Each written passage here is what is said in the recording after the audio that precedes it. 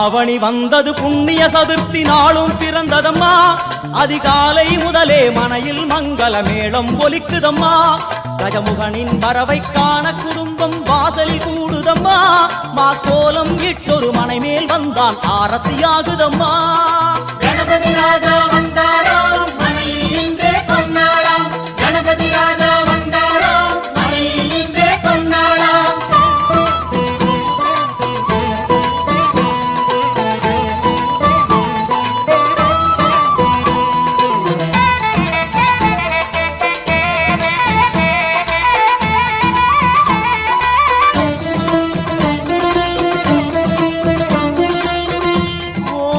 Vinayaka Durga Vinayaka பீமச்சண்ட Vinayaka